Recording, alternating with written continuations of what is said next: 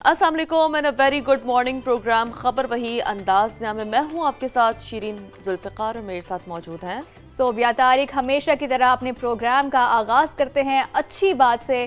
تو جناب آج کی اچھی بات یہ ہے کہ سچ بولنا چاہیے, سب کا احترام کرنا چاہیے اور محنت کرنا انسان کو ہمیشہ کامیاب بنا دیتا ہے. غرور کرنا چھوڑ دیں اور جھکنا سیکھ لیں, کامیابی آپ کے مقدر بن جائے گی, آپ کے قدم چومے گی. بالکل ایسے ہی دیکھیں نا, کیونکہ اللہ رب العزت کو جو عاجزی ہے نا وہ بہت پسند ہے. اور دیکھیں یہ بات یاد رکھیں کہ کسی کو دیا گیا ایک آنسو عمر بھر کی عبادتوں پر پانی پھیر دیتا ہے. لہٰذا ہمیشہ یہی کوشش کرنی چاہیے کہ آپ کی ذات سے نہ کسی کو تکلیف نہ پہنچے. اچھا, اور مزے کی بات یہ ہے کہ ہم اس چیز کو نہ صرف انسانوں تک محدود نہ کریں, ہمیں یہ بھی دیکھنا چاہیے کہ ہمارا کوئی بھی عمل کہیں اب جانوروں کے لیے بھی پریشانی کا سبب نہ بنے, پریشانی کا باعث نہ بنے. اب دیکھیں لوگ دنیا میں نا بہت سے ایسے ہوتے ہیں جن کی وجہ سے آپ کو تکلیف پہنچتی ہے. آئی تھنک اٹس نارمل, کیونکہ ہر اچھا برا شخص آپ کے ارد گرد ہوتا ہے. اب ان کی جو حرکتیں, ان کے جو عمل ہے اس سے غصہ بھی آتا ہے. لیکن کمال کیا ہے؟ کمال یہی ہے نا کہ آپ غصہ تھوک دیں. ویسے بھی دیکھیں کہا جاتا ہے نا کہ غصہ حرام ہے, درگزر کرنے والے بن جائیں, کیونکہ ظاہر سی بات ہے کہ جتنا ہم درگزر کریں گے, جتنا آپ غصہ کم کریں گے, اتنا آپ کے لیے اپنے لیے فائدہ ہے. دیکھیں غصہ کر کے کیا ہوگا کہ آپ کی اپنی جو صحت ہے وہ تو افیکٹ ہوگی, آپ کا اپنا دن تو خراب ہوگا, آپ کی اپنی چیزیں تو خراب ہوں گی, سامنے والے کا کچھ نہیں جائے گا. کیونکہ اگر کسی کو وہ چیز ریئلائز کرنی ہوتی ہے, کسی چیز کا احساس ہونا ہوتا, تو ہر مطلب انسان اچھی خوراک کھاتا ہے نا, تو پہلے ہی ریئلائز کر لیتا. درست بات. اور شیری اکثر اوقات ہم نے دیکھا ہے غصے میں جو لیے ہوئے فیصلے ہوتے ہیں نا وہ اکثر اوقات ٹھیک نہیں ہوتے. بعد میں آپ کو پچھتاوا ہوتا ہے کہ کاش میں ٹھنڈے دماغ سے سوچ لیتا, کاش میں کچھ دیر اس کا صبر کر لیتا اور پھر یہ فیصلہ کرتا. تو بہتر ہے کہ آپ غصہ تھوک دیا کریں. اور خاص طور پہ کہا جاتا ہے کہ شیرین جب آپ کو غصہ ہے تو آپ وضو کیے, وضو کریں. تو وضو کرنے سے بھی آپ کا غصہ اکثر ٹھنڈا ہوتا ہے, آپ بہتر طریقے سے سوچتے ہیں اور پھر جو پانی پییں. یہ پورا ایک عمل ہے جو آپ اس وقت اگر سر انجام دیں نا, تو آپ کا جو ریاکشن ہے پھر فیصلہ کریں کہ جس بات پہ آپ نے ریاکٹ کرنا ہے, جس بات پہ آپ نے غصہ کرنا ہے, تو کیا وہ بات ابھی اتنی ویلڈ ہے, اور یقین جانی وہ بات اتنی ویلڈ نہیں لگے گی. بالکل ایسا ہی ہے. آپ سب کو معاف کریں گے نا تو سب کو چھوڑ کر اللہ پاک آپ کو معاف کر دے گا. سب سے پہلے اللہ آپ کو معاف کرے گا, کیونکہ معاف کرنے کا عمل تو اللہ کو بہت پسند ہے نا. تو کیا چاہیے جناب کہ ہمیں انسان کی جو اپنی بھی جو عادتیں اپناتا ہے نا, اس کے علاوہ جو زندگی میں یہ چیزیں اگر وہ گزارنی ہے, بہتر انداز میں اس نے اگر یہ چیزیں گزارنی ہے, تو آپ کو غصہ تھوک دینا چاہیے. غصے سے آپ کو بالکل بھی کام نہیں لینا چاہیے, کیونکہ غصہ جو ہے نا شیری آپ سے اس طرح کے کام کروا لیتا ہے کہ آپ کو بعد میں اتنا پچھتاوا ہوتا ہے کہ کاش میں تھوڑی دیر اور رک جاتا, کاش میں تھوڑی دیر اور انتظار کر لیتا. صرف یہ نہیں کہ بہت زیادہ ٹائم, یہ نہیں کہ بہت زیادہ ٹائم, بہت ساری چیزیں کچھ ہی دیر میں آپ کے سامنے آ جاتی ہیں. بالکل. اور دیکھیں ضرورت اس بات کی ہے کہ آپ نا اپنی زندگی اچھے سے گزاریں, ہر حال میں خوش رہیں, کیونکہ جب آپ خوش ہیں نا تو اٹ مینس کہ آپ اپنی لائف کو ایک گریٹیٹیوڈ آفر کر رہے ہیں. صحیح, مطلب اگر ہم خوش ہیں, حالانکہ ہوتا ہے دیکھیں اب صوبیہ اپنی چیزوں کو لے کر یہاں بیٹھی ہیں, ہم اپنے ساتھ ہیں, لیکن ہماری کوشش ہوتی ہے کہ ہماری صبح روزانہ اتنی انرجیٹک آپ لوگوں کے ساتھ شروع ہو کہ آپ لوگ کا بھی دن اچھا گزرے. تو آپ لوگ یہی کوشش کریں کہ خوش رہیں, اور اس کے لیے مثال نہ کچھ اس طرح سے ہے کہ ہم دوسروں کے محل میں غلامی کرنے سے بہتر ہے کہ اپنی جھونپڑی میں نہ حکمرانی کریں. یہ بہت ویلڈ چیز ہوتی ہے نا. اب دیکھیں ضرورت اسی بات کی ہوتی ہے کہ آپ نے اس میں خوشی سمیٹنی ہے. اب اگر آپ گلا کرتے ہیں کہ جی میری تو جھونپڑی ہے, وہ محل ہے. اچھا شیری, اس میں نا ایک شکر کا ایلیمنٹ بہت زیادہ رہتا ہے, شکر کا ایلیمنٹ بہت زیادہ آتا ہے. اور ایک بہت زیادہ اچھی کہاوت ہے, لوگ کہتے ہیں کہ اپنی چادر دیکھ کر پاؤں پھیلانے چاہیے. تو یہ وہی والا ایلیمنٹ ہے کہ آپ کی جھونپڑی ہے, آپ اس میں خوش رہیں گے نا تو آپ کی زندگی کامیاب ہے. اگر آپ کا محل بھی ہے لیکن آپ ناخوش ہیں, آپ غصے میں رہتے ہیں, آپ لوگوں کو معاف نہیں کرتے ہیں, اس طرح کی چیزیں ہوتی رہتی ہیں, تو پھر وہ محل آپ کے کون سے کام آئے گا؟ کوئی کام میں نہیں ہے. کیونکہ دیکھیں ضرورت اس بات کی ہے کہ آپ نے اپنا جو گریٹیٹیوڈ جتنا آپ آفر کریں گے, جتنا آپ شکرانہ ادا کریں گے, تو اتنا آپ کی, ہم ہمیشہ اس حوالے سے بات کرتے ہیں نا کہ تھوڑا بہت اس کا سائنس بھی آپ کو اس حوالے سے بتاتی ہے کہ جی آپ کے اندر جو ہے ہارمونز ایسے ریلیز ہوتے ہیں کہ جس سے آپ خوشی, حقیقی خوشی واقعی محسوس کرنے لگتے ہیں. اچھا اب فار ایگزامپل ایگزامپل کہ جی اب میں اگر اپنے آپ کے ساتھ خوش ہوں, مجھے اچھا لگ رہا ہے, ٹھیک ہے, اور کوئی چیز اگر ایسی ہو بھی گئی ہے, دیکھیں انفارچونیٹ سینیریو ہوتا ہے, ہم گھر سے دفتر تک آئے ہیں تو ہمارے ساتھ بھی کوئی انفارچونیٹ چیزیں ہوتی ہیں, کبھی آپ لیٹ ہو جاتے ہیں, کبھی ٹریفک بہت زیادہ ہوتا ہے. تو سب سے امپورٹنٹ یہ بات ہوتی ہے کہ آپ کے پاس جو ہے وہ آپ یقینی طور پر اپنی کوشش یہی کریں کہ آپ خوش بھی رہیں اور لوگوں کے کام بھی آئیں. اور یہ سب سے بڑھ کر, جیسے کہ ہم نے شروعات میں ہی بات کی تھی نا, کہ آج کی اچھی بات اگر ہم دریا کو کوزے میں بند کریں تو وہ یہ ہے جناب کہ سچ بولیں, سب کا احترام کریں, محنت کریں, کیونکہ انسان کو ہمیشہ یہی چیزیں کامیاب بناتی ہے. تو wish you all a very good luck as well. آج تو ویکینڈ ہے اور سب سے امپورٹنٹ بات یہ کہ دیکھیں خوشی کی خبر یہ ہے کہ پیٹرول پورے 12 پیسے کم ہوا ہے. آپ کتنے ویکینڈ کے پلان بنا سکتے ہیں, دیکھیں کتنا زیادہ پیٹرول کم ہوا ہے. جلدی سے ہم نظر ڈال لیتے ہیں اپنی ٹاپ سٹوریز پر. تو سب سے پہلے آج سے ایران کی خیر نہیں ہے. امریکی صدر نے پھر دھمکی دیتے ہوئے ویکینڈ یعنی آج سے تازہ حملے کرنے کے آرڈرز جاری کر دیے ہیں اور اب تو اسرائیل بھی شامل ہوگا. ایران نے بھی حملوں کا جو ہے جواب دینے کا بگل بجا دیا ہے اور اس کے علاوہ دو ٹوک کہہ دیا ہے کہ اسرائیل بھی نہیں بچے گا. بالکل, تو اس حوالے سے دیکھیں گے کہ کیا امریکی صدر ڈونلڈ ٹرمپ کا موڈ ہے, کیا وہ کہتے ہیں. اب جی یہاں پر ملکی معاملات میں کیا ہو رہا ہے. اچھی حکمرانی کے لیے انتظامی ری سیٹ ضروری ہے, تو پھر ہو جانا چاہیے. آبادی 4 گنا بڑھ چکی مگر صوبے وہی 4 ہیں. کچھ تو سوچنا پڑے گا, فیصلہ عوام نے کرنا ہے. D G S P R نے زمینی حقائق سے پردہ اٹھا دیا. کل بہت امپورٹنٹ پریس کانفرنس کی انہوں نے. پیپلز پارٹی نے بھی انتظامی یونٹس کی تجویز پر مشاورت شروع کر دی ہے اور صدر استحکام پاکستان پارٹی عبدالعلیم خان کی چند ماہ پہلے کہی باتیں اب سب کو ٹھیک لگنے لگی. آپ لوگوں کو یاد ہوگا کہ صدر آئی پی پی کی جانب سے بارہا اس حوالے سے بات کی جاتی تھی اور گاہے بگاہے ذکر کیا جاتا تھا کہ ایک بنیادی مسئلہ ہے اور اگر یہ حل ہوگا تو بہت سارے جو ایڈمنسٹریٹو معاملات ہیں وہ حل ہو سکتے ہیں. اب بولے نئے صوبے بن جائیں اور مسائل ان کی دہلیز پر حل ہوں تو کسی کو کیا ہی تکلیف ہو سکتی ہے. ہاں, سب سے ویلڈ پوائنٹ انہوں نے ایک بات کی ہے جو کہ بہت پتے کی ہے کہ اگر کسی کی بادشاہت میں کمی آتی ہے نا تو وہ ایک الگ بات ہے. پھر تو مخالفت آئے گی ہی.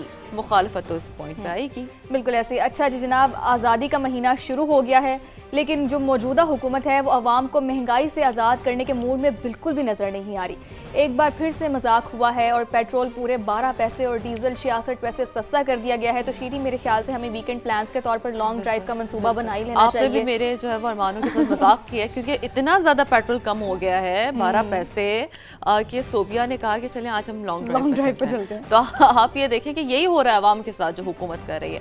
اور جی پروگرام میں ہم بات کریں گے, we are still proud of you Arshad Nadeem. Pakistani gold man medal کا دفاع کرنے میں ناکام رہے ہیں.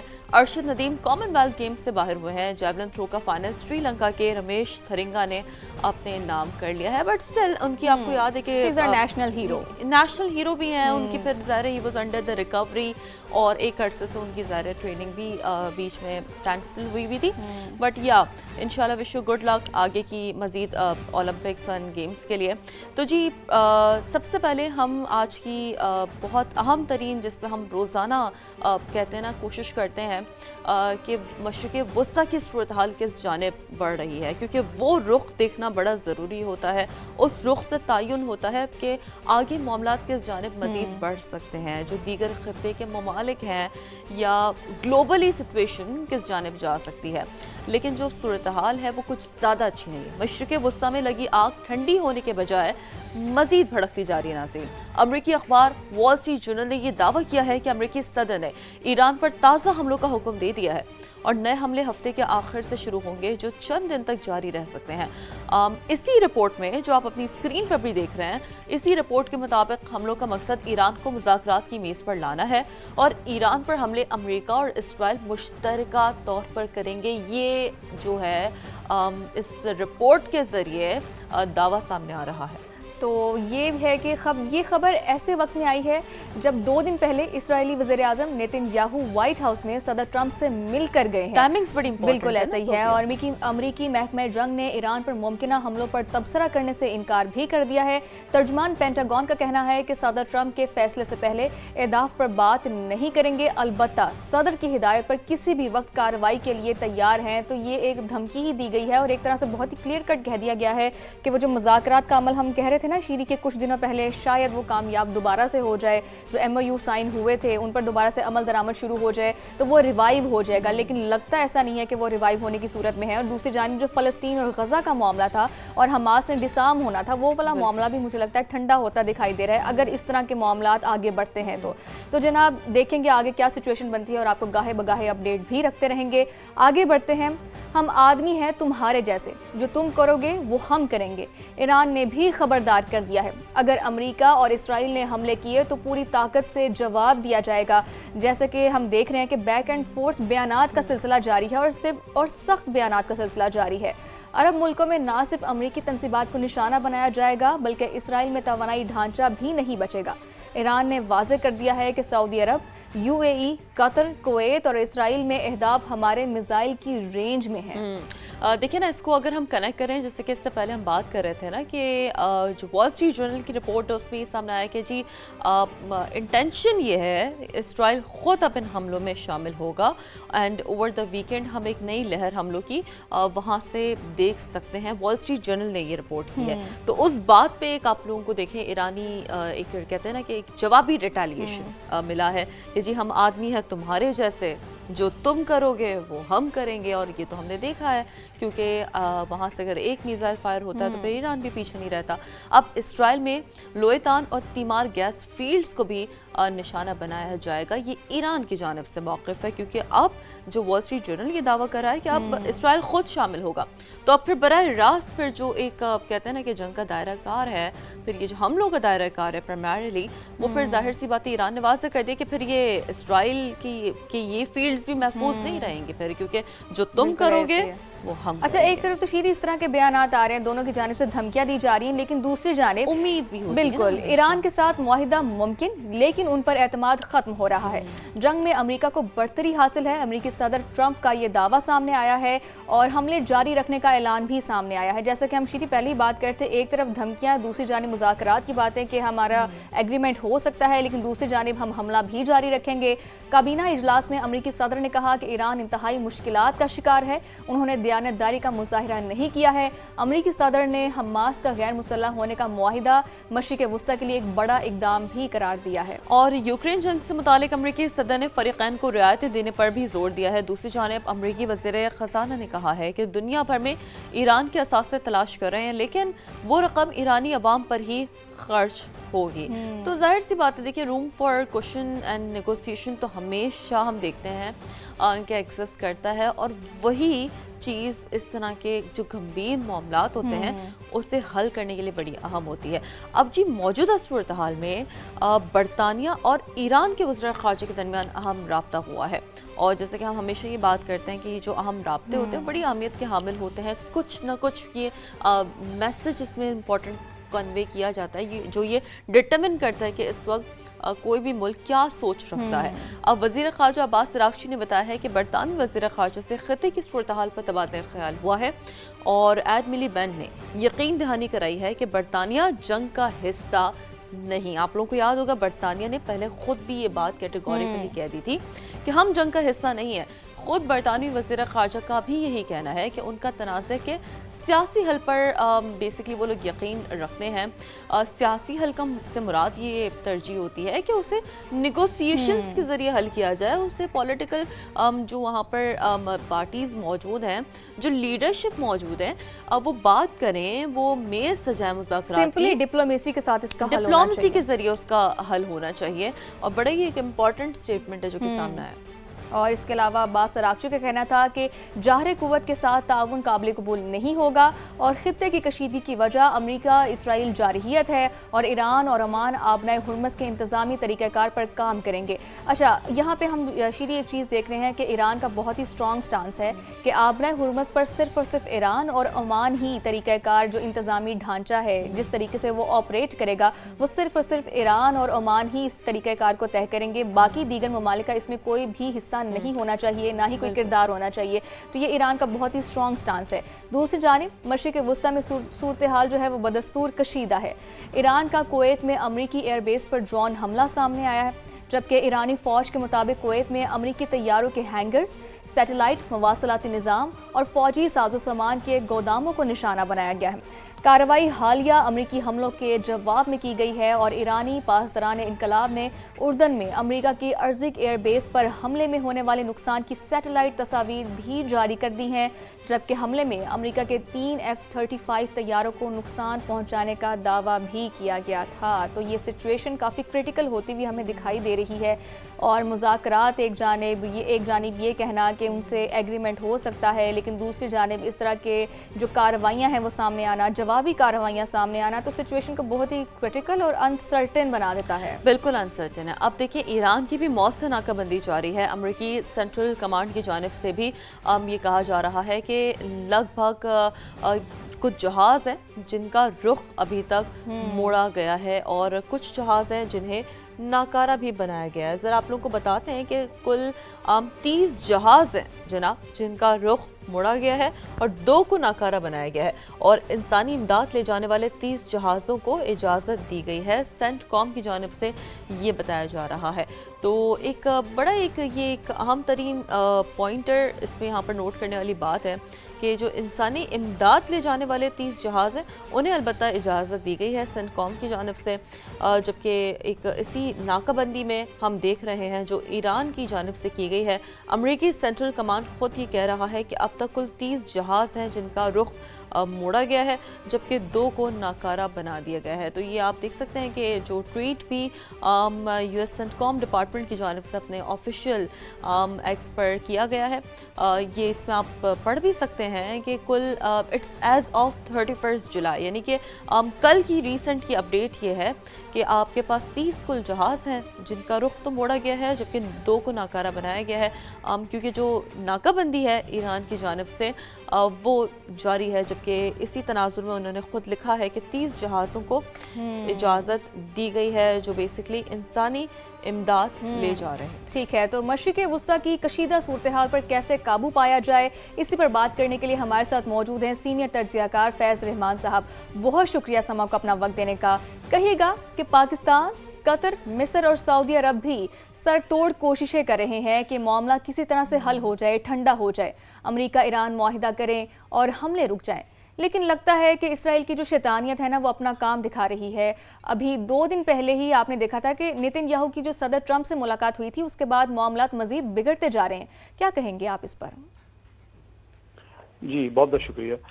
देखिए इसमें असल में बहुत ज़ाहिर पेचीदा, जैसे कि खुद अभी आपने दोनों ने अपनी जो इंट्रोस में जो बातचीत की है उसमें बहुत पेचीदा मामला है और इससे पहले भी मैं आप ही के चैनल पे और दूसरे चैनल पे ये बात कर चुका हूँ कि ये इसमें कोई शक नहीं है कि इजराइल एक बहुत बड़ा स्पॉइलर है इस पूरे मामले में और इजराइल की खुसूसन नेतन्याहू की पूरी कोशिश यही है कि ये जंग मुसलसल जारी रहे। ये तो बिल्कुल एक बिला शक व शुबा एक हकीकत है। अच्छा, लेकिन इसके साथ साथ देखिए ये भी एक बात नोट करने की है कि खुद अमेरिका में और ईरान में दोनों ममालिक में, दोनों फरीक़ैन में ऐसी लॉबीज़ हैं, ऐसे ग्रुप्स हैं जो नहीं चाहते कि मामला किसी मुफाहमत के ज़रिए हल हो।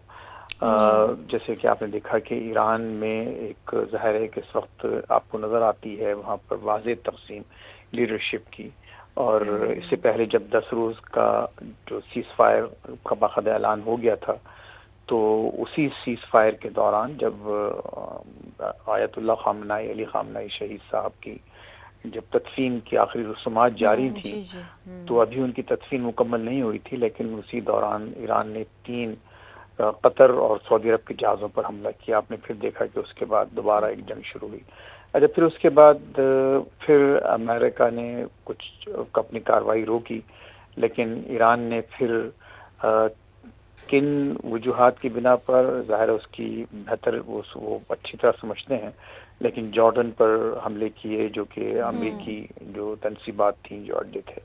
तो ये एक टिट फॉर टैट चल रहा है और इसमें जैसे कि खुद आपने भी कहा इसमें ज़रूर और हुआ यही है कि नेतन्याहू जब यहाँ आए तो ये उनकी पहली इन पर्सन मुलाकात थी ट्रम्प के साथ जंग शुरू होने के बाद। 28 फरवरी को जंग शुरू हुई, उसके बाद ये उनकी पहली वाइट हाउस में बाकायदा 1-on-1 उनसे मुलाकात रही, नंबर 1। نمبر 2 یہ کہ جنگ شروع ہونے سے پہلے انہوں نے تقریباً 1 سال کے اندر 7 دورے کیے تھے واشنگٹن کے، اور ظاہر ہے کہ ان کی پوری خواہش اور ان کی جتنی بھی لابیز امریکہ میں بھی جو موجود ہیں، اسرائیلی لابیز، جوش لابیز، وہ یہ چاہتے ہیں کہ ایران کے ساتھ معاملات طاقت کے ذریعے حل کیے جائیں۔ اچھا، اب اس میں کوئی شک نہیں، آپ نے جو جیسا کہ فرمایا کہ پاکستان نے خصوصاً قطر تو بعد میں شامل ہوا، اصل تو جی کردار اور جو ایک انتہائی جو اہم کردار میڈیشن کا ادا رول، کیا وہ پاکستان نے، پاکستان کی قیادت نے کیا، اور اس کو وہاں تک لے کے آئے جہاں ایک آلموسٹ امپاسبل ایک اس کو اسٹیپ سمجھا جاتا تھا کہ ایم او یو سائن کیا دونوں صدور نے، یعنی صدر ٹرمپ نے بھی اور صدر پزیشکیان نے، ایران کے دونوں نے وہ سائن کیا، پھر پاکستانی پرائم منسٹر شہباز شریف صاحب نے بھی ایز اے گارنٹور اس کو سائن کیا، میڈیٹر سائن کیا۔ تو یہ بہت بڑا بریک تھرو تھا دنیا کے لیے، اور دنیا یہ سمجھ رہی تھی کہ اب معاملات بہتری کی طرف جائیں گے۔ اچھا، اس میں دیکھیے، اس میں جو بات تھی، جو ایک بہت سے ہمارے اپنے تجزیہ کاروں نے اس کو یہ سمجھ لیا کہ ایم او یو جو ہے وہ ایک فائنل ڈاکومنٹ ہے، اور اب جو کچھ بھی اس میں لکھ دیا گیا ہے وہ پتھر کی لکیر ہے، اور اس پر اب کچھ بات نہیں ہو سکتی۔ حالانکہ ایم او یو جو ہے بائی ڈیفینیشن وہ ایک میمورینڈم آف انڈرسٹینڈنگ کہا جاتا ہے، وہ ایک فائنل ٹریٹی یا اس کو لیکن معاہدہ بہت نہیں کہا امیڈیٹ، گیا۔ فیض صاحب قطع کلامی کی معذرت، ایک بہت امیڈیٹ وائلیشن پھر ہم نے اس کی دیکھی بھی، اور جو بات آپ کر رہے ہیں جس طریقے سے دونوں لابیز ہم دیکھتے ہیں کہ متحرک ہیں، جو شاید بائی انٹینشن نہیں چاہ رہے کہ یہ معاملات اس جانب افہام و تفہیم سے حل ہوں، تو فیض صاحب چونکہ آپ خود واشنگٹن میں موجود ہیں، بڑا قریب سے معاملات کو دیکھ بھی رہے ہوتے ہیں، لیکن لیڈرشپ کا تو کسی حد تک یہ فیصلہ تھا، جیسے کہ امریکی صدر ڈونلڈ ٹرمپ، یو میں کریکٹ می فیض صاحب، انہوں نے تو خود کہا تھا کہ اسرائیل چاہتا ہے کہ وہ مجھے جنگ میں دھکیلے، جبکہ میں نہیں چاہتا، میں اس جنگ سے باہر نکلنا چاہتا ہوں۔ تو جب لیڈرشپ کا یہ موڈ ہے تو پھر واٹ میکس دیم ریزسٹ کہ وہ پھر معاملات بالآخر اس طرح کی لابنگ سسٹم کے آگے آ کے مجبور ہو جاتے ہیں؟ جی دیکھیے، بہت اچھا پوائنٹ ہے آپ کا یہ، اور اس میں کوئی شک نہیں کہ صدر ٹرمپ نے بارہا یہ کہا ہے، اور خود ان کی اپنی پارٹی کے جو بڑے اہم ارکان ہیں اور ان کی اپنی پارٹی کے جو بڑے بڑے جو اینالسٹ اور پنڈٹس ہیں، انہوں نے بھی یہ بالکل کھل کر یہ بات کی کہ جنگ اس وقت امریکہ کے حق میں نہیں ہے، امریکہ کے مفاد میں نہیں ہے، اور امریکہ کا براہ راست ایران کے ساتھ کوئی ایسا کلیش نہیں ہے، ایسا کوئی بہت بڑا کانفلکٹ نہیں ہے جس کی بنا پر آپ جا کر اتنے شدید حملے وہاں کریں۔ یہ ایک بالکل سوچی سمجھی رائے صدر ٹرمپ کی بھی ہے، اور ان کے آس پاس کے لوگوں کی رہی ہے۔ لیکن جیسا کہ خود پھر وہ جو آپ کا جو کامنٹ تھا، میں وہ الفاظ تو نہیں دہراؤں گا، لیکن جو آپ کا کامنٹ تھا کہ نیتن یاہو بہرحال یہاں پر آئے، انہوں نے پھر ایک 1-on-1 ان سے میٹنگ کی، اور پھر باقاعدہ ان کی کیبنٹ کے ساتھ میٹنگ کی، اور آپ نے دیکھا کہ دوبارہ ایک طرح کی ایک ہارڈ لائنر ایک پوزیشن یہاں امریکہ نے اور ٹرمپ نے خصوصاً لی ہے۔ اچھا دیکھیے، اس میں اب یہ بھی ہے کہ ظاہر ہے کہ خود ایران کا جو معاملہ ہے وہ ایران کی اپنی جو کیا سوچ ہے، وہ یہ سمجھتے ہیں کہ ہم امریکہ کو مشکل میں ڈال کر کم از کم ان کے حق میں یہ ہے کہ اگر وہ بات چیت کریں گے تو ان کو اس بات پر اعتبار نہیں ہے کہ اگر ہم نے بات چیت کر بھی لی تو پہلی کی طرح یہ نہیں ہوگا کہ دوبارہ پھر ہم پر حملے کر دیے جائیں گے۔ بالکل ایسے فیض صاحب، قطع کلامی کی معذر جاتی ہوں، لیکن مسئلہ تو یہ ہے نا کہ اب تمام تر صورتحال سے کیسے نمٹا جائے۔ صدر ٹرمپ بھی دو باتیں کرتے ہیں، ایک طرف حملے کی تو دوسری جانب ایران سے معاہدے کی امید ظاہر کرتے ہیں۔ کیا خود امریکی صدر کو یہ سمجھ نہیں آ رہا کہ کیا کرنا ہے، کیا کرنا چاہیے، کیا نہیں کرنا چاہیے؟ دیکھیے، وہی بات ہے کہ اگر ٹرمپ کو اس وقت اگر چوائس ہے اور ان کے پاس، تو ان کی ذاتی اس وقت خواہش یہ ہے کہ وہ اس وقت فوری طور پر اس جنگ سے نکل آئیں۔ یہ انہوں نے نہ صرف بارہا اس کا اظہار بھی کیا ہے، اور خود ان کا ڈیمینر اور ان کا وہ، چونکہ دیکھیں وہ ہر وقت یہ بھی کہتے ہیں کہ ہاں ہم بات چیت کر رہے ہیں، ہم ایرانی ہم سے بات چیت کرنا چاہتے ہیں، وہ اپنے انداز میں کہتے ہیں، لیکن وہ کہتے یہی ہیں کہ بات چیت ہو رہی ہے، بات چیت ہوگی، اگر بات چیت نہیں ہوئی تو ہم حملے کریں گے۔ لیکن جو اب دیکھیے، اس میں ظاہر ہے کہ پاکستان چونکہ ایک پڑوسی ملک ہے، 900 کلومیٹر کا بارڈر شیئر کرتے ہیں، اس کے بعد ایک برادر اسلامی ملک ہے، تو ظاہر ہے کہ وہاں کے عوام کو کی ہمدردیاں یقیناً ایران کے ساتھ ہیں، لیکن کچھ چیزیں ایسی بھی ہیں جو ایران کے ذہن میں، جو وہاں کے جو پالیسی میکرز ہیں، جیسے میں نے اس سے پہلے عرض کیا کہ وہ ان کو یہ بات سمجھ میں آئی ہے کہ اگر ہم نے اس موقع پر مفاہمت کر کے، کوئی معاہدہ کر کے خاموش ہو گئے اور ہم نے اپنا لیوریج اسٹریٹ آف ہارمز پر ختم کر دیا، اگر ہم نے اس کو بالکل نیویگیشن کے لیے، جہاز رانی کے لیے کھول دیا، تو پھر ہمارے ہاتھ میں کچھ نہیں رہے گا. یہ میں ایرانی قیادت کی بات کر رہا ہوں. اور پھر ہوگا یہ کہ جب ہمارے ہاتھ میں کچھ نہیں رہے گا تو پھر امریکہ اور اسرائیل دونوں مل کر پھر ہم پر شدید حملے کریں گے، اور پھر ہم اس لیوریج کو استعمال کرنے کی پوزیشن میں نہیں ہوں گے. تو اس وقت جو اصل مسئلہ اٹک گیا ہے آ کے وہ ہے کہ کس کا حق حاکمیت ہے آبنائے ہرمز پر. ایران اپنی تاریخ اور اپنی جغرافیہ کی وجہ سے یہ سمجھتا ہے کہ اس کو اس آبنا کو، یعنی اس اسٹریٹ کو کنٹرول کرنے کا پورا حق اس کو ہے. اور یہ بات ظاہر ہے کہ اس کے جو پڑوسی ممالک ہیں، خصوصاً عمان ہوا یا یو اے ای ہے اور دوسرے جو گلف کنٹریز ہیں، ان کو بھی یہ بات گوارا نہیں ہے کہ وہ صرف اتنی اہم آبی شاہراہ پر صرف ایک ملک کا اور ایک قیادت کا کنٹرول ہو. تو یہ ایک آپ اس وقت ایک پورا جو ایک وجہ تنازع ہے وہ یہ بنا ہے کہ کون اس کو کنٹرول کرے گا اور کس طرح سے کھولا جائے. ٹرمپ کی اس وقت جو خواہش ہے اور جو ان کی ترجیح ہے وہ یہ ہے کہ فی الحال اس کو پوری طرح سے کھول دیا جائے. اور وہ بارہا آپ جو سینٹ کام کا آپ نے بھی ایک پریس ریلیز اپنی اسکرین پہ دکھایا تھا اس سے پہلے، لیکن ہر تھوڑی دیر بعد وہ ایک پریس ریلیز دیتے ہیں، وہ کہتے ہیں کہ اسٹریٹ آف ہارمز بزنس کے لیے کھلی ہے، وہاں سے جہاز آ رہے ہیں، جا رہے ہیں اور ایک ایک نیویگیشن ہو رہی ہے. لیکن ظاہر ہے کہ ایران نے اپنی کارروائیوں سے اس کو پوری طرح سے بند نہیں کیا. اچھا دیکھیے اسٹریٹ بہرحال وہ ایک، اس میں بھی کوئی شک نہیں کہ چھوٹی جگہ ہے، لیکن اتنی بڑی بہرحال ہے کہ کوئی ایک ملک اس کو اپنی طاقت سے کنٹرول نہیں کر سکتا. میں نہیں سمجھتا کہ ایران کے پاس وہ فوجی طاقت یا وہ نیوی ہے کہ جس کے ذریعے وہ پوری اسٹریٹ پر کنٹرول اپنا رکھ سکے اور اس کو مینج کر سکے، جب تک کہ تمام جو آس پاس کے اور دیکھیں نا ممالک یہ فیصلہ اسٹریٹ آف ہارمز والا جو معاملہ ہے سارا کا سارا، وہ یہ اس کا میکینزم طے ہونا چاہیے. ایران تو اسی بات پہ قائم ہے اور بہت زیادہ اس بالخصوص جنگ کے بعد اب یہ چیزیں، اس کی امپورٹنس، اس کی جو اہمیت ہے وہ گلوبل چین کے سطح امپیکٹ کر سکتا ہے، یہ بھی سامنے آیا ہے. تو ظاہر سی بات ہے معاملات اتنے سمپل تو نہیں ہیں، but let's see and let's hope for some thing positive. بہت شکریہ فیض رحمان صاحب ہمارے ساتھ موجود تھے اور بڑا مفصل انداز میں معاملات آگے کس جانب بڑھ سکتے ہیں، کیا رکاوٹیں ہیں، کیا چیلنجز ہیں، اس بڑا تفصیلاً سما کے ناظرین کو اپنا انالیسس دیا. تو جی آگے بڑھتے ہوئے آپ لوگوں کو یہ بتا دیتے ہیں کہ سعودی عرب کا غزہ میں اسلحے کے خاتمے سے متعلق معاہدے کا خیر مقدم. سعودی وزارت خارجہ کے معاہدے پر امریکی صدر کی قیادت کی تعریف سامنے آئی ہے اور سعودی وزارت خارجہ کے غزہ میں جامع امن منصوبے پر مکمل عمل درآمد پر زور بھی اس موقع پر سامنے آیا. سعودی عرب کا غزہ سے اسرائیلی افواج مکمل انخلا کا بھی مطالبہ ہے. انسانی امداد کی بلا تعطل فراہمی ممکن بنائی جائے. سعودی وزارت خارجہ نے ایسا کہا ہے.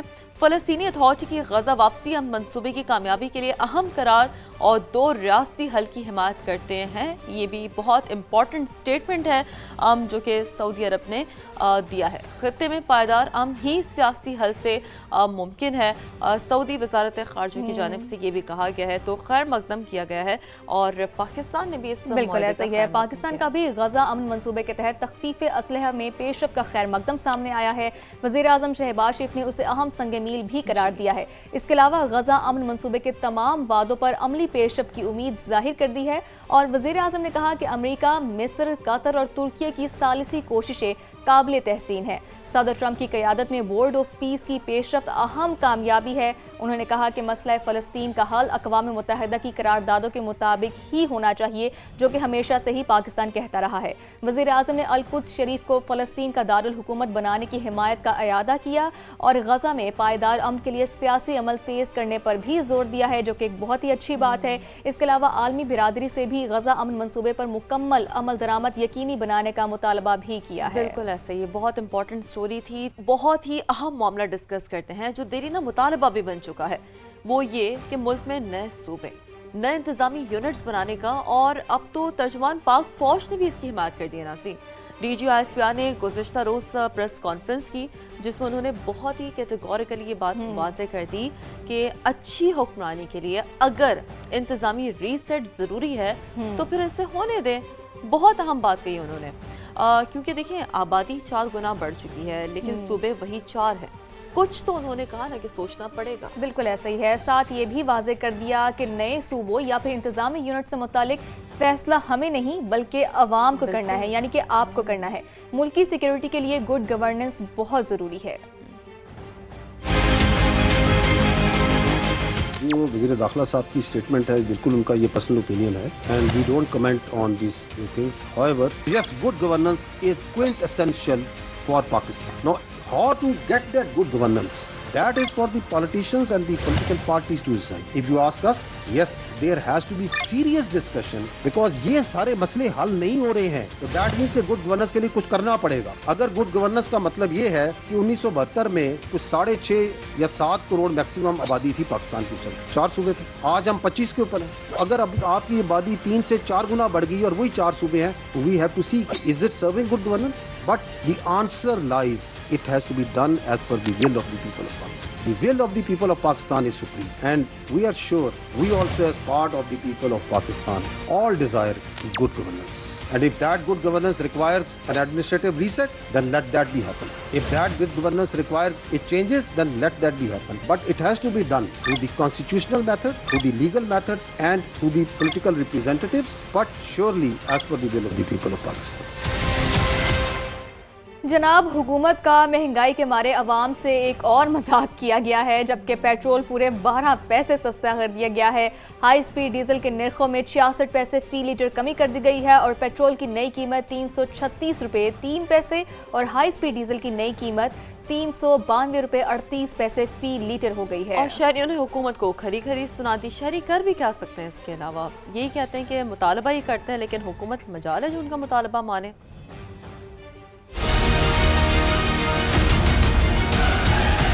12 पैसे से क्या होता है? कुछ भी नहीं मेरे भाई, हम बहुत परेशान हो गए पेट्रोल से। महंगाई अरूज पे चली गई है, कहाँ जाएं हम? 12 पैसे में क्या होता है? 12 पैसे पाइयाँ गिनेंगे क्या बैठ के? पिछले वक्तों में सन 71 का दौर याद कराएंगे क्या? 12 पैसे तो आज फकीर भी नहीं लेता भाई। 12 पैसे से क्या होगा? 12 पैसे ना करते 12 रुपए बढ़ा देते, बल्कि वो सही था इसके निस्बत। इतना सस्ता पेट्रोल इन्होंने कर दिया है कि अब अल्हम्दुलिल्लाह अब उम्मीद हो रही है हमें कि इंशाल्लाह आने वाले 1 महीने में हमारी जो है ना मुल्क काफ़ी तरक्की करेगा इंशाल्लाह। 12 पैसे ना करते तो वो भी अच्छा था, ना करे इतने ज़्यादा क्यों किए।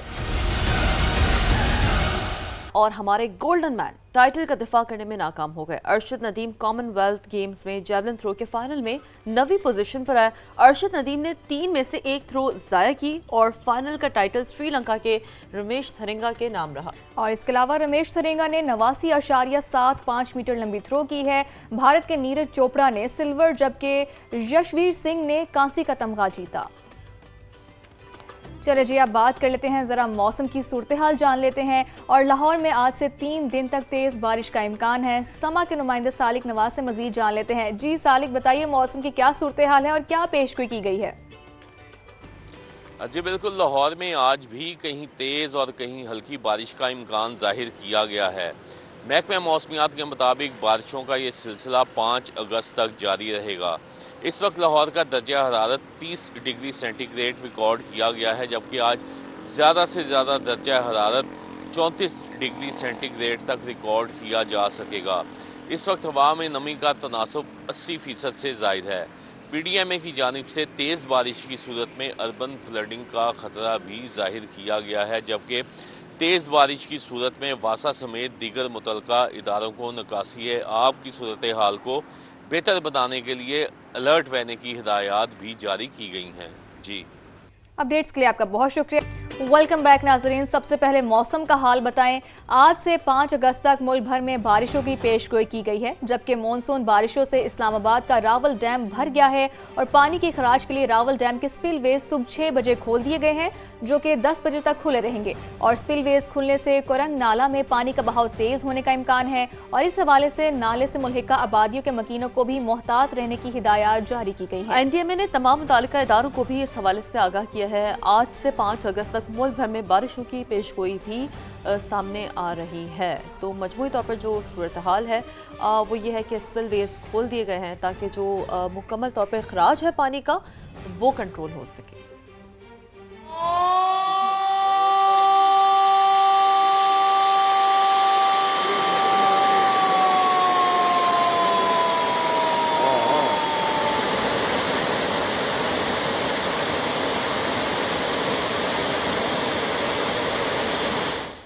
और जी तहसील फिरोजवाला में आज भी सैलाब के पानी की सतह कम नहीं हो सकी है। मुतासरीन के रिश्तेदार अपने प्यारों को खाना देने के लिए कश्ती में मौजूद, जबकि मुतासरीन अपने मवेशियों के लिए चारे का इंतजाम करने में मसरूफ है।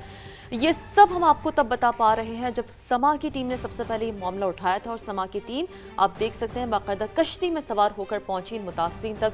सामिया सईद, नुमाइंदा समा, उनसे मजीद बात कर लेते हैं। जी सामिया, बताइए तो क्या सूरत हाल है अब वहाँ की? जी बिल्कुल, इस वक्त मैं तहसील फिरोजवाला में मौजूद हूँ और जो डिफरेंट आबादियाँ उसके जद में आई हैं सैलाबी रेले के, तो यहाँ पर इस वक्त मैं एक बोट पर मौजूद हूँ और यहाँ पर हम बोट में बहुत सारे सैलाब मुतासरीन भी मौजूद हैं और बहुत सारे लोग जो कि इस रचना टाउन या पठान कॉलोनी के अंदर रहते हैं, उनसे मिलने के लिए उनके रिश्तेदार भी आ रहे हैं और उनके लिए जो है घर से जो है कुछ सामान वगैरह ला रहे हैं। तो खातून हमारे साथ मौजूद है, उनसे जानते। मुझे बताएं आप कहाँ से आ रही हैं, कहाँ जा रही हैं? मैं गार्डन टाउन से आ रही हूँ और मेरी सिस्टर है यहाँ पे। मैं उनके लिए सामान लेकर आ रही हूँ, राशन वगैरह घर का सारा, और सिलेंडर भी लेके जा रही हूँ ताकि वो खाना वगैरह बनाकर अपने बच्चों को खिला सके। 3 बच्चे जो हैं वो छोड़ रहे हैं अपनी दादों के घर और एक बच्चा जो है वो इनके पास है कि वो अपनी मदर के बगैर नहीं रहता और उसको फीवर वगैरह हो गया था, तो फिर वापस उनको उसकी मदर के पास छोड़ दिया। खाने की किल्लत बहुत ज़्यादा है और लोग पूरा दिन जो है वो इस इंतज़ार में रहते हैं कि कोई बोट आए और खाना उन तक पहुँचे। बहुत से लोगों को पहुँच जाता है लेकिन बहुत से लोगों को नहीं भी पहुँचता। अगर कैमरामैन अहमद रज़ा आपको दिखा सके तो यहाँ पर जो चारा है वो भी मौजूद है और इस बोट में जो लोग हमारे साथ मौजूद हैं उनसे मज़ीद बात करते हैं। मुझे बताइएगा ये जानवरों वगैरह के लिए लेके जानवर वास्ते लेके जा रहे हैं। क्या हालात है अंदर के? अंदर का हालात पहले बहुत बुरा था, अब उससे अभी थोड़ा बेहतर हो गया। पहले कोई भी इंतजाम वाला नहीं आता था। जी बिल्कुल ऐसा ही है और जैसे कि समा पहले भी रिपोर्ट करता रहा है कि पहले इस जानिब तो बिल्कुल तवज्जो नहीं दी जा रही थी, लेकिन समा ने यहाँ पर भरपूर आवाज़ उठाई और बहुत से इलाके भी दिखाए, जिसकी वजह से अब गवर्नमेंट के कुछ लोग जो हैं वो यहाँ पर आ जाते हैं। और सूरत हाल इसी तरह से है कि लोग जो हैं वो अपने घरों से सुबह को निकलते हैं और किनारे पे जाते हैं और जो ज़रूरी अशियाँ हैं वो लेते हैं और वापस जो हैं इनको इनके घरों में छोड़ दिया जाता है। जी ठीक है सामिया, तो आप हमें अपडेट करी थी और मुसलसल कई दिनों से आप वहाँ पर रिपोर्टिंग कर रही हैं और समा की रिवायत रही है कि समा हमेशा से मुतासरीन के साथ रहता है, उनकी आवाज़ पहुँचाता है, ऐवान बाला तक पहुँचाता है ताकि उनके जो मसाइल हैं वो हल हो सके। तो हम उम्मीद यही करते हैं कि उनके जो मसाइल बेहतर तरीके से हल हो सकें। बिल्कुल ऐसा। और इसके अलावा मुल्तान शहर की सूरत हाल भी मुख्तलिफ नहीं है नाजरीन। बारिश से शहर के मुतादिद इलाके ज़ेर आब आ चुके हैं। अहम शाहराहों पर पानी जमा होने से ट्रैफिक की रवानी भी शदीद मुतासिर हुई है और इसी पर रिपोर्ट तैयार की है मकसूद चौहान ने, वो देखते हैं।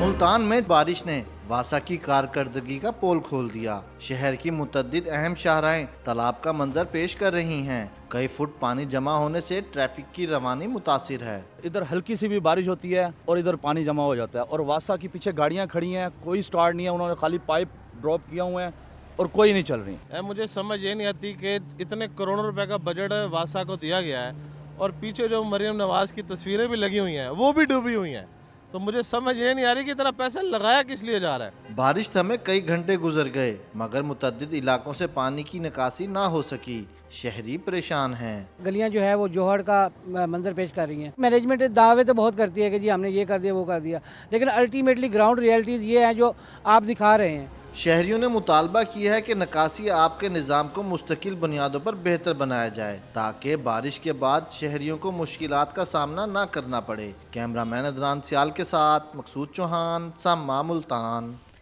मुल्तान के बाद शकरगढ़ की बात करते हैं, जहां नाला ओज के एक मकाम पर मुसलसल ज़मीनी कटाव से सैलाबी रेला हिफाजती बंद से चंद गज के फासले पर रह गया है। इलाका मकीनों में खौफ की फ़िज़ा है। इलाका मकीन सरापा एहतजाज बन गए हैं और खदशा है कि हिफाजती इकदाम न उठाए गए तो कोई बड़ा सानहा भी रूनमा हो सकता है।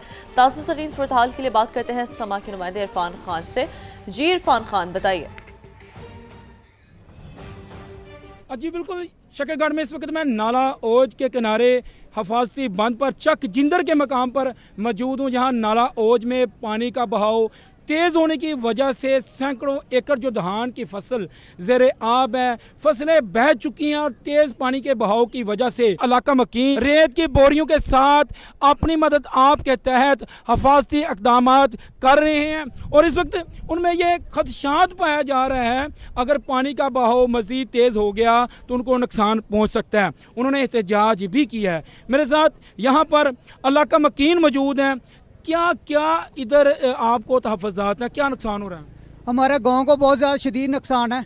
बन दरिया बहुत करीब है, बन के साथ चल रहा है और बन टूट गया तो 35-40 गांव जो ना ज़ेरे आब आ जाएंगे और जानी नुकसान बहुत ज़्यादा हो जाएंगे। फसलों का तो नुकसान हो चुका है, पिछले साल भी हो गया था, अब भी हो रहा है, लेकिन जो ना बन मजबूत किया जाए और हमारे आबादी बचाई जाए। जी बिल्कुल, यहाँ पर इलाका मकीन सरापा एहतजाज हैं, लेकिन महकमा की जानब से अभी किसी किस्म के खातर खा इकदाम नहीं किए गए। जी ठीक है, अपडेट करने के लिए आपका बहुत बहुत शुक्रिया। आगे बढ़ते हैं नाजरीन। मौसमियाती तब्दीली आज दुनिया के बड़े चैलेंजेस में से एक है। इससे निपटने के लिए जदीद टेक्नोलॉजी खुसूसन मसनूई ज़हानत यानी कि AI दुनिया भर में अहम किरदार अदा कर रही है।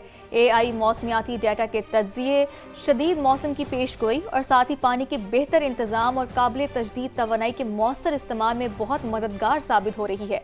माहिरीन के मुताबिक अगर इस टेक्नोलॉजी को जिम्मेदारी से इस्तेमाल किया जाए तो ये माहौल दोस्त पॉलिसियों, आफात से बचाव और साथ ही पायदार तरक्की के लिए एक ताकतवर जरिया बन सकती है। तो इसी हवाले से मज़ीद बात करने के लिए हमारे साथ मौजूद हैं क्लाइमेट चेंज और AI एक्सपर्ट आसिम जावेद साहब। आसिम साहब, वेरी गुड मॉर्निंग और बहुत शुक्रिया आपने समा को वक्त दिया। आसिम साहब, हम आम तौर पर हमने ये देखा है कि मसनूई ज़हानत सिर्फ ना सवालों के जवाब देने तक महदूद है। हमें लगता है कि सिर्फ शायद वही हम प्रॉम्प्ट देंगे, ये जवाब आएगा। लेकिन क्या AI मौसमियाती ख़तरात की कोई पेशगोई, तशख़ीस और उनके मुकाबले के लिए एक अमली रहनुमाई भी फराहम कर सकता है? Thank you. सबसे पहले बात यहीं पर आ जाती है कि हमने पाकिस्तान में AI को बहुत थोड़ा डिफरेंट तरीके से टैकल कर रहे हैं। हमने AI को चैट GPT की हद तक समझ लिया है कि हमने एक प्रॉम्प्ट दिया तो हमें कुछ रिटर्न में टेक्स्ट आंसर्स मिल जाएंगे। एक्चुअली AI की कैपेबिलिटीज इससे बहुत ज्यादा हैं। फॉर एग्जांपल, अभी जो आप वेदर प्रेडिक्शंस कर रहे हैं तो ये आप किस बेस पे कर रहे हैं? एक अच्छा डाटा आपके सिस्टम्स को मिलता है, आपके डिफरेंट तरह के मॉडल्स होते हैं। पहले मशीन लर्निंग था, फिर advance machine learning, now AI। तो ये डिफरेंट तरह के उन डाटा को इकट्ठा करके, उन डाटा को रीड करके और कंबाइंडली आपको एक प्रेडिक्शन देते हैं। समझने की बात यह है कि क्या AI को हमने सिर्फ टेक्स्ट के लिए यूज करना है कि AI को हम एक आंसर, एक नेचुरल लैंग्वेज में क्वेश्चन करें और AI आपको नेचुरल लैंग्वेज में जवाब दे, या उसके बेहतर वर्जन्स को यूज करना है? उन बेहतर वर्जन को यूज करके हमें प्रिडिक्शंस करनी है, हमें प्लानिंग्स करनी है। It's actually totally on us कि हम AI को किस लेवल तक यूज कर रहे हैं, किस लेवल तक हम उसे एक्सेप्ट कर रहे हैं। कब तक हम ये रोज सोचते रहेंगे ओ AI आएगी तो मेरी जॉब चली जाएगी, AI मेरी जगह काम कर लेगी। जिस चीज को बदलना है वो बदल कर रहेगी। आप, इट्स नॉट अबाउट यू कि आपने उसे accept, it's up to you. आप उसे एक्सेप्ट करो, इसके साथ चलो और बेहतर नताइज ले लो। तो AI डेफिनेटली इस सारी सिचुएशन में, क्लाइमेट में तो दुनिया में ऑलमोस्ट अब हर तरफ ही AI ने अपनी जगह बना ली है। तो लेट्स होप सो कि पाकिस्तान में भी जल्दी हम बेहतर चीजें कर सकें AI के हम यही उम्मीद करते हैं। आसिम साहब, ये कहेगा जैसा कि हम पहले ही बात कर रहे हैं और आपने भी कहा कि AI जो है वो सिर्फ सवाल जवाब तक महदूद नहीं है, उसके बहुत से यूजेस हैं। क्या हम इस मरहले पर पहुंच चुके हैं या फिर आगे आने वाले दिनों में आपको लगता है कि हम इस मरहले तक पहुंच जाएंगे जहां पर सैलाब को मुकम्मल तौर पर रोकना अब हकीकत पसंदाना हदफ नहीं रहा, बल्कि ये बहुत ही कॉमन हो जाएगा आपके ख्याल से आगे आने वाले दिनों में? देखिए, हर सैलाब को रोकना मुमकिन नहीं है, लेकिन हर सैलाब से इंसानी तबाही को रोका जा सकता है।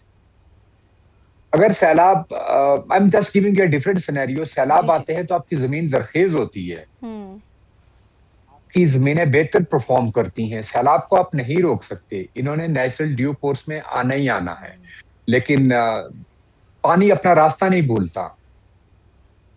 हमने उस रास्ते के आगे डिफरेंट तरह की हर्डल्स कर दी, आबादियां बना दी, सड़कें बना दी, सब कुछ कर दिया। तो अब क्या, व्हाट इज द ऑप्शन? अक्सर आता है कि गवर्नेंस की इश्यूज है, गवर्नेंस की इश्यूज है। ओके मैन, हो गए गवर्नेंस के इश्यूज, हो गए, अब क्या करना है? सारी आबादियों को उठाकर फेंक दें, सारे बिल्डिंग्स गिरा दें? नहीं, इसका एक बेहतर डिसिप्लिन होने चाहिए। हमें समझना पड़ेगा कि अब ये आबादियां बन गई, रोडें बन गई, अभी हमें ये देखना पड़ेगा कि हम वक्त से पहले अपनी उन आबादियों को कैसे वहां पे वार्न कर सके, और ये सिर्फ एआई के थ्रू ही मुमकिन है कि आप आर्टिफिशियल इंटेलिजेंस के थ्रू पहले अच्छी प्रेडिक्शंस कर सके और देन उन प्रेडिक्शंस के मुताबिक एक्ट कर सके। और एक्ट भी एक बहुत जरूरी अमल है कि सिर्फ प्रेडिक्शंस नहीं, आप उनको अर्ली वार्निंग में कन्वर्ट कर सके, लोगों को वार्न कर सके और उस पे एक्ट हो सके, ताकि इंसानी जिंदगियों को बचाया जा सके, इंफ्रास्ट्रक्चर को जिस हद तक मुमकिन हो बचाया जा सके। लेकिन आसिम साहब, एक्यूरेसी ऑफ द डाटा, कि यानी कि जो डाटा एआई को दिया जा रहा है, आई एम श्योर कि how that's how AI works, आप इस पर बेहतर रोशनी डाल सकते हैं कि एक डाटा इनकलकेट किया जाता है जिसके बाद एआई रिस्पॉन्ड करता है। तो हमारे पास क्या मौसमियाती और कुदरती आफात से मुतालिक इतना सफिशिएंट डाटा मौजूद है? अगर है तो क्या इस डाटा को एआई की मदद से हम बर वक्त फैसलों को, जाहिर सी बात है हम देखते हैं जो फसलें तबाह होती हैं, जो इसके अलावा नुकसानात होते हैं, क्या आपको लगता है कि बर वक्त फैसले लिए जा सकते हैं कि उनको कैसे तबाही से बचाया जा सके? देखिए, डाटा मालूमात है और इंटेलिजेंस फैसला है। हमारे पास डाटा बहुत है, लेकिन हमारे पास इंटेलिजेंस की काफी कमी है, और जो डाटा है वो भी डिफरेंट साइलोज के अंदर है। हमारे डिफरेंट तरह के ऑर्गेनाइजेशंस के पास डिफरेंट चंक्स में बहुत सारा डाटा है। हमारे पास सैटेलाइट का डाटा है, वेदर का डाटा है, डिजास्टर्स का डाटा है, we have lot of data, लेकिन वो डिफरेंट साइलोज के अंदर है। जब तक उनका कोई कंबाइन मैकेनिज्म नहीं होगा और उस कंबाइन मैकेनिज्म को हम जदीद सतह पर लेकर नहीं जाएंगे, तब तक there will be always a problem. हमारे लिए अक्सर हम प्रॉब्लम्स की तरफ नहीं जा रहे, हम still we are stuck in policies बनानी है, देन थ्रो करना है, इसका प्रॉब्लम उसका प्रॉब्लम, ऐसे नहीं चलेगा। डाटा बताता है कि क्या होने वाला है, इंटेलिजेंस बताती है कि किस पर असरअंदाज होगा और क्या करना है। इसमें मजीद मैप्स और डैशबोर्ड्स हमें बिल्कुल नहीं चाहिए, हमें ऐसा सिस्टम चाहिए जो डिसीजन कर सके। तो सिर्फ डाटा की कमी का इशू नहीं है, ये डिसीजंस के लेने के प्रोसेस का भी मसला है। तो या we are a data rich but intelligence की शदीद डेफिशिएंसी है। सही। तो आसिम साहब, जैसा कि आप कह रहे हैं कि हमें आगे आने वाले दिनों में प्रॉपर सिस्टम की ज़रूरत है, तो क्या आपको लगता है कि पाकिस्तान के बड़े शहरों के पास आइंदा चंद सालों में, या फिर हम कह सकते हैं कि 10 सालों के अंदर, अपना कोई क्लाइमेट डिजिटल ट्विन सिस्टम होना चाहिए? जो सिस्टम ये क्या है, एक तो पहले आप ये बताइएगा कि सिस्टम है क्या और ज़रूरी क्यों है? सबसे पहले डिजिटल ट्विन आगाज नहीं, अंजाम है, इस चीज को समझना पड़ेगा। डिजिटल ट्विन आप बेसिकली कह सकते हैं, आपका कोई भी सिटी है, इस्लामाबाद है, तो इसका एग्जैक्टली रेप्लिका होगा। It will not a 3D map, ये एक जिंदा, ये it will be a live climate intelligence. आपको पता होगा वक्त से पहले कि आपके कहाँ पे, और ये वर्क करेगा सैटेलाइट डाटा पर, IoT सेंसर्स पर, डिफरेंट तरह के मजीद टूल्स के साथ। तो और आपको वक्त से पहले पता होगा कि आपके कहाँ पर बारिश हो सकती है, कितनी बारिश हो सकती है, आपका वहाँ ड्रेनेज का सिस्टम्स क्या है, वहां पर आपके नालों की कैफियत क्या है। और ये जब चीजें आपको वक्त से पहले आप कर सकते हैं, तो तब आप सिर्फ मालूमात तक नहीं रहते, देन आप सिनेरियोज रन कर सकते हैं। फॉर एग्जाम्पल F7 में 120 मिलीमीटर बारिश होती है, और यहाँ पे जो रोड्स का इंफ्रास्ट्रक्चर है, तो यहाँ पे कितनी अर्बन फ्लडिंग हो सकती है, और जब इतनी अर्बन फ्लडिंग होगी तो इसके अकॉर्डिंगली हमें कौन से इलाके एवोक्यूएट करने, कहाँ पर हमें इमदादी कार्रवाई करनी, कहाँ पे हमें चीजें बतानी। सो क्लाइमेट डिजिटल ट्विन दुनिया में नाउअडेज क्वाइट कॉमन, लेकिन अभी तक हम मुझसे दूर हैं। तो होप सो कि जल्द ही इसकी तरफ हम आए, और it will be need of hour, not time. Okay, it would be a need of an hour. बहुत शुक्रिया क्लाइमेट चेंज एक्सपर्ट और एआई एक्सपर्ट हमारे पास आप मौजूद थे और बड़ा ही कॉम्प्रहेंसिव एनालिसिस उन्होंने अपना एआई किस तरीके से इनकलकेट करते हुए हम जो मौसमियाती तब्दीलियां हैं उसे ना सिर्फ मॉनिटर कर सकते हैं बल्कि बर वक्त फैसले बहुत सारी चीज़ों को सेव कर सकते हैं। तो थोड़ा सा आगे बढ़ते हैं और एक ब्रेकिंग न्यूज़ देते हैं आपको। ओमान के करीब ऑयल टैंकर नामालूम प्रोजेक्टाइल की जद में आ गया। बरतानवी मैरीटाइम एजेंसी के मुताबिक हमले में टैंकर के इंजन रूम को नुकसान पहुंचा है, लेकिन वाकई में किसी जानी नुकसान की इत्ला अभी तक नहीं मौसूल हुई है। तहकीकात की जा रही हैं कि प्रोजेक्टाइल कहाँ से फायर किया गया। वाक़या ओमानी शहर लीमा से 11 नॉटिकल मील शुमाल मशरिक में पेश आया है। तो अभी तक जो इस हवाले से इत्लात है वो ये है कि जी ओमान के करीब ऑयल टैंकर नामालूम प्रोजेक्टाइल की जद में आ चुका है और हमले में टैंकर के इंजन रूम को नुकसान पहुंचा है। अब बरतानवी मैरीटाइम एजेंसी है जो कि रिपोर्ट कर रही है। वाकई में किसी जानी नुकसान की इत्लात अभी तक मौसूल नहीं हुई है। वाकया ओमानी शहर लीमा से कोई 11 नॉटिकल मील दूर हुआ है और वाकई में किसी जानी नुकसान की इत्ला नहीं मिली है, जबकि इस हवाले से तहकीकात जारी है कि आया ये वाकया हुआ कैसे। चूँकि हमले में टैंकर के इंजन रूम को नुकसान पहुंचा है, ये रिपोर्ट किया जा रहा है बरतानवी मैरीटाइम एजेंसी की जानिब तो एक बार फिर से ब्रेकिंग न्यूज़ देते हैं आपको कि ओमान के करीब ऑयल टैंकर पर नामालूम प्रोजेक्टाइल की जद में आ चुका है और बरतानवी मैरीटाइम एजेंसी के मुताबिक हमले में टैंकर के इंजन रूम को नुकसान पहुंचा है, लेकिन अभी तक कोई भी जानी नुकसान नहीं हुआ है, जो कि एक अच्छी बात है। तो इसी के अलावा हम आगे बढ़ते हैं और बात करते हैं कि अमरीकी सेंटकॉम के दावे झूठे साबित हो रहे हैं, क्योंकि मशरिक़ वस्ता में कशीदगी की वजह से बैन अल-अक़वामी समुद्री गुज़रगाह आपने हुर्मुज़ से बहरी ट्रैफिक में 70% की नुमाया कमी रिकॉर्ड की गई है, जबकि डेटा एनालिटिक्स कंपनी के मुताबिक सिर्फ 5 जहाज आपने हुर्मुज़ से गुजरे। बाबुल मंदब से गुजरने वाली बहरी ट्रैफिक मामूल के मुताबिक बरकरार है। खबरसार एजेंसी के मुताबिक शिपिंग कंपनियां खित्ते की सूरत हाल पर गहरी नज़र रखे हुए हैं। तो आपको यहाँ अहम खबर से अपडेट कर रहे हैं कि आपने जो हुर्मुज़ है उसके हवाले से अमरीकी सेंटकॉम के दावे झूठे साबित हो रहे हैं, क्योंकि मशरिक़ वस्ता में कशीदगी की वजह से बैन अल-अक़वामी समुद्री गुज़रगाह आपने हुर्मुज़ से बहरी ट्रैफिक के 70% की नुमाया कमी रिकॉर्ड की गई है। डेटा एनालिटिक्स कंपनी के मुताबिक सिर्फ 5 जहाज आपने हुर्मुज़ से गुजरे हैं, जबकि बाबुल मंदब से गुजरने वाली बहरी ट्रैफिक मामूल के मुताबिक बरकरार है। और अब बात करेंगे दुनिया में जारी दूसरी बड़ी जंग की। रूस ने यूक्रेन पर बड़ा हमला कर दिया है। दारुल हुकूमत कीव पर मिसाइलों की बरसात की गई है, रिहायशी इमारत गिर गई है और ताज़ा तरीन खबर जो हमें मौसूल हो रही है, ताज़ा तरीन मनाज़र भी हम आपको दिखा रहे हैं इस ताज़ा तरीन खबर के साथ, कि जिसमें अभी तक 3 हलाकतों की इत्तला मिली है और कई अफराद इमारत के मलबे में फंसे हैं। कीव शहर में 1 दर्जन से ज़्यादा धमाकों की आवाज़ें अब भी सुनी गई हैं। ये जो विजुअल्स हैं ये लाइव विजुअल्स हैं और आप देख सकते हैं ये रिहायशी इमारत, आप देख सकते हैं ये सामान जो कि ज़ाहिर सी बात है रिहायशी फ्लैट्स में था और यहाँ पर लोग रह रहे थे। रिहायशी इमारत है। रूस की यूक्रेन पर हमले जारी हैं और कीव पर मिसाइल बरसा दिए हैं। ये मनाज़र हम आपको दिखा रहे हैं कीव पर मिसाइल बरसाने के बाद। ये एक रिहायशी इमारत है और जिस तरीके से इसे कॉर्डन ऑफ किया गया, आप देख सकते हैं कि यहाँ पर जो ज़ाहिर सी बात है जो रेस्क्यू के लोग हैं वो मौजूद हैं, ताकि जो लोग दबे हुए हैं, जो लोग फंसे हुए हैं, उन्हें जल्द से जल्द रेस्क्यू किया जाए। और ज़ाहिर आम यूसेज का एक सामान है जो हमें देख पा रहे हैं हम कि इसमें बाकायदा तौर पर नज़र आ रहा है। इस इलाके को कॉर्डन ऑफ किया गया है ताकि यहाँ से जो लोग हैं उन्हें निकाला जा सके। जो लोग मलबे के नीचे फंसे हुए हैं या फिर जो लोग अंदर इमारत में फंसे हुए हैं, तो रिहायशी इमारत है और आप देख सकते हैं बहुत हद तक ना आपको ये जुज़वी तौर पर जो मुनहदम भी नज़र आ रही है। अभी तक की रिपोर्ट के मुताबिक 3 अफराद हलाक हुए और ये आप देखें जो लाल कलर की गाड़ी है, यानी कि इस हद तक ये इतना शदीद धमाका था कि बाकायदा ये गाड़ी यकीनन यहाँ पर पार्क हुई भी थी और पूरे आप देख रहे हैं कि उसका स्ट्रक्चर ही बदल गया है, वो पूरी उल्टी हो गई है, पूरी इमारत तबाह हो गई है, मुनहदम हो गई है।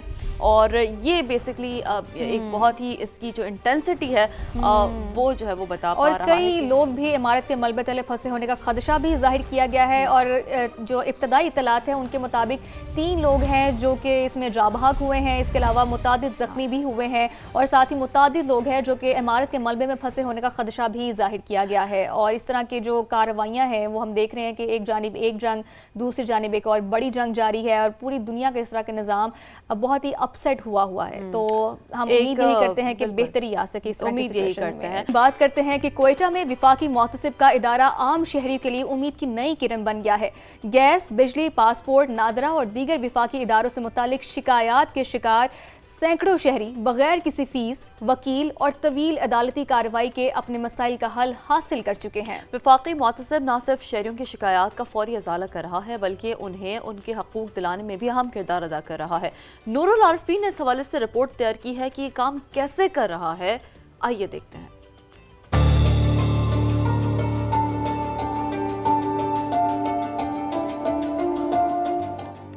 कोयटा समेत बलूचिस्तान में बड़ी तादाद में शहरी रोजमर्रा जिंदगी में मुख्तलिफ वफाकी इदारों से मुतल्लिक मसाइल का सामना करते हैं। कहीं जायद गैस बिल सार्फिन के लिए परेशानी बनते हैं तो कहीं बिजली की गलत बिल, पासपोर्ट के इजरा में ताखीर और नादरा से मुतल्लिक मामलात शहरियों को मुश्किलात से दोचार रखते हैं। ताहम बहुत कम लोग इस हकीकत से आगाह हैं कि वफाकी मुहतसिब का इदारा इन मसाइल के हल के लिए मुफ्त और आसान प्लेटफॉर्म फराहम करता है, जहां न किसी वकील की जरूरत होती है और न ही मुकदमात की तवील कानूनी कार्रवाई से गुजरना पड़ता है। इतने वफाकी मुहतसिब के इदारे हैं, ये कुछ 600 से ज़्यादा इदारे बनते हैं। उस डिपार्टमेंट को भी बुलाते हैं, उस कंप्लेनेंट को भी बुलाते हैं, दोनों को आमने सामने बिठाते हैं, दोनों की बात सुनते हैं और उस मसले को हम 60 डेज़ में हल करके दे देते हैं। वफाकी मुहतसिब के दफ्तर में मौसूल होने वाली मुतादिद शिकायत पर फौरी कार्रवाई अमल में लाई जाती है। मेरे कार्ड 3 साल से ब्लॉक था, मैंने मुख्तलिफ किस्म का कमेटी किया, उस पर पेशरफ नहीं हो रहा था। आखिरकार मैंने वफाकी मुहतसिब पे केस दायर किया गया। तकरीबन कुछ महीने बाद मेरे कार्ड खुल गया।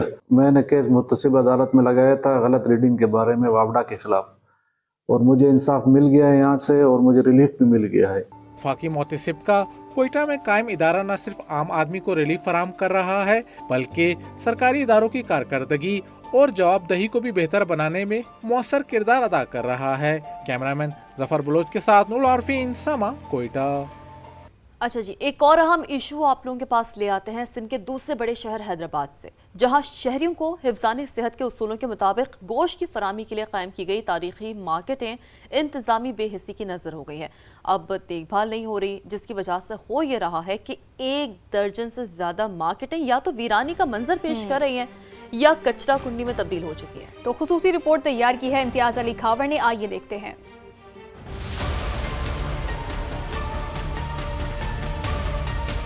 क़याम पाकिस्तान के वक्त हैदराबाद के रेशम बाजार, मार्केट टावर, पक्का किला और लतीफ़ाबाद समेत दर्जन से जायद मुकामात पर गोश्त मार्केटें कायम की गई थीं। ये मार्केटें कभी शहर में नज़्म ज़ब्त और सफाई सुथराई की मिसाल थीं, लेकिन वक्त गुजरने के साथ अदम तवज्जुही के बाइस बेशतर मार्केटें तबाहाली का शिकार हो गईं। कई पर कब्जे हो गए तो कुछ गंदगी के ढेर में बदल गईं। शहरी अब गंदे माहौल में गैर मेयारी गोश्त खरीदने पर मजबूर हैं। मार्केट बंद होने से पूरे महल्ले को तकलीफ है भाईजान। ये बन गया है, समझ लो, नशे का और अड्डा बन गया है ये पूरा। हुकूमत इस पे तवज्जो दे। ये पहले भी गोश्त मार्केट थी, ये साइडों से जो ठिये लगे हुए इनको हटा कर ये बात करें। तकरीबन 60-70 साल पुरानी ये मार्केट है। लेडीज़ का आना जाना बहुत कम हो गया। यहाँ से मोबाइल छीन के अंदर घुस जाते हैं, कोई पता नहीं चलता कौन है। हम गवर्नमेंट से चाहते हैं या तो उसको आबाद कर दे या कोई बच्चों को कोई पार्क बना दे। मेयर हैदराबाद सूरत हाल से बाखबर हैं। बल्दियाती जमीनों से कब्जे खत्म कराकर तमाम मार्केटों को जल्द फाल करने का दावा भी कर रहे हैं, मगर उन्होंने अभी तक कोई कार्रवाई नहीं की है। उसके ऊपर किसी को ना कब्जा करने दिया जाएगा और ना ही ऐसी कोई अभी कंप्लेन आई है। अगर ऐसी कोई कंप्लेन आएगी तो हम इसके ऊपर फिलफौर कार्रवाई करेंगे। शहरियों ने मुतालबा किया है कि गोश्त मार्केटों से तजावुजात का खात्मा करके इन्हें फौरी बहाल किया जाए। कैमरामैन जमील पठान के साथ इम्तियाज अली खावड़, समा, हैदराबाद। देखें, तख्लीकी अमल को बिल्कुल मुतासिर किया है।